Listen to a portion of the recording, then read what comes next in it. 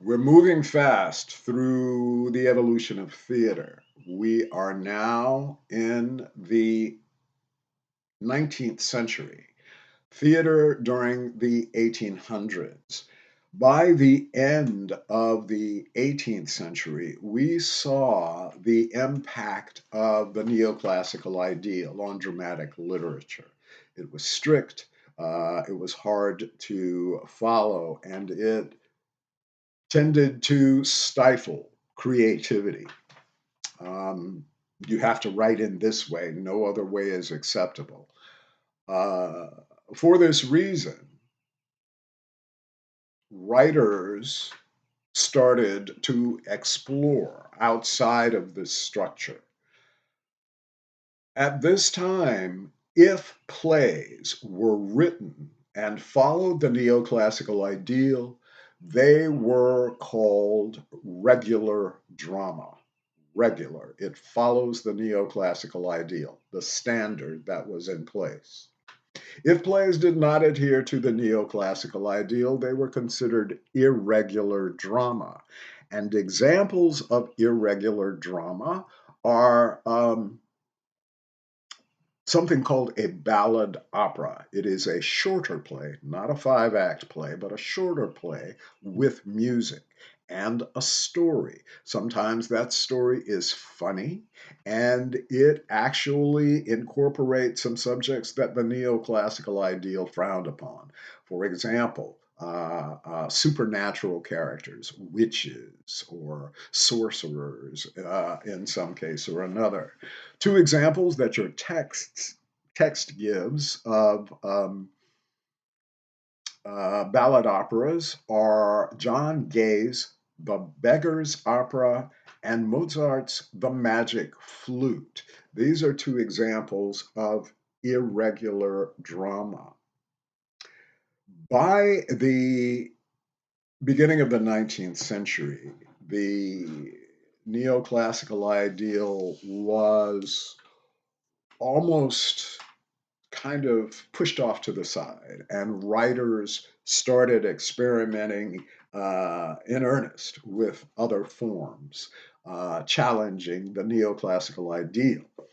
In Germany, a group of writers known as Sturm und Drang, or Storm and Stress, started writing plays that were challenging, dealing with subjects outside of that standard structure.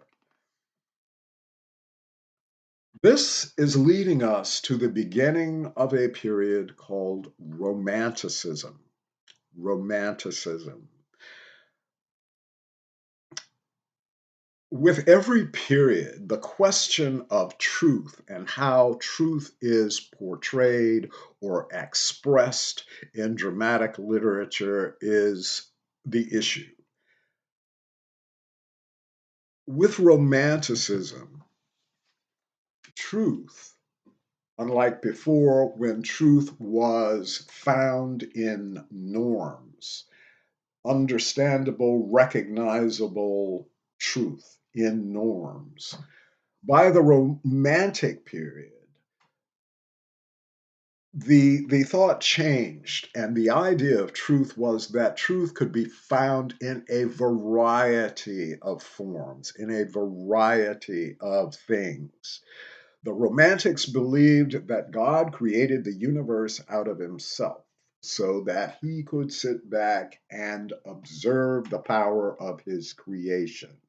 So everything had a common origin, being God, but it was all the celebration of the power of God that kind of drove the Romantic period. The celebration of nature, the power of the ocean, um, the innocence of children, all of this pure natural existence was what was under the or supporting the Romantic period. In terms of theater, melodrama was the popular form or popular style rather, that took place during the Romantic period. Several reasons for this. We are moving now into a period of industrialization. More people are moving into the cities. London was growing very fast. And for that reason, entertainment was something that people were looking for. All of a sudden, people were in London working in factories. They had money for entertainment. And during the 1800s in London, the number of melodrama theaters, houses that performed these melodrama performances, grew. And they were performances were happening constantly during this period.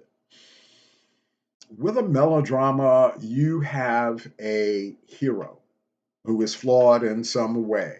And throughout the story, this hero is tested, pushed, punished, pushed to the end. And just when we think the hero has reached the end, as far as he can go, something happens that takes him out of that bad situation. By the end of a melodrama, the good guy always has to win. Good always wins over evil.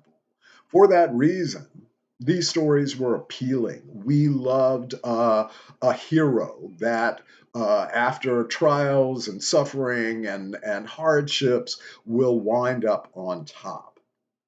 Melodramas also had a very strong musical component. Melodrama had music, the first part of the word, mellow, music. All of this was a part of the melodrama performance. In addition, melodramas are stories that have a big scope. They go from place to place to place. And putting melodramas on stage was a challenge.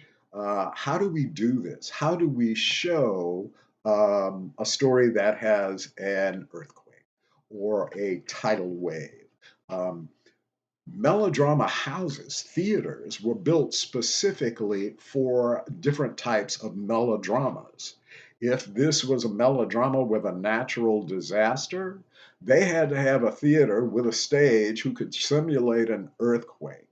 Or if there were actually aquatic melodramas where the stage had to have a pool or something to represent a body of water, the ocean, a lake, something. Horse chases. Some melodrama stages were outfitted with these tracks. We had electricity at this point, and these tracks could move back and forth. Very interesting. One, excuse me, melodrama that actually became extremely popular and popular for one actor in particular was the play The Count of Monte Cristo. This was a play that was adapted from the book by Alexander Dumas, The Count of Monte Cristo. This is a grand, sweeping story.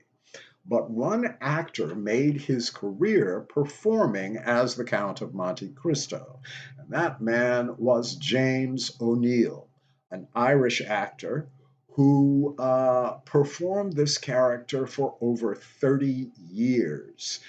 He was an excellent actor, well trained. It is said that he had most of Shakespeare's leading men, the roles, memorized so he could go out and perform them. This was prior to him taking on the challenge of the Count of Monte Cristo. But at one time during his life, James O'Neill was said to be the highest paid actor in the world. I'll be back.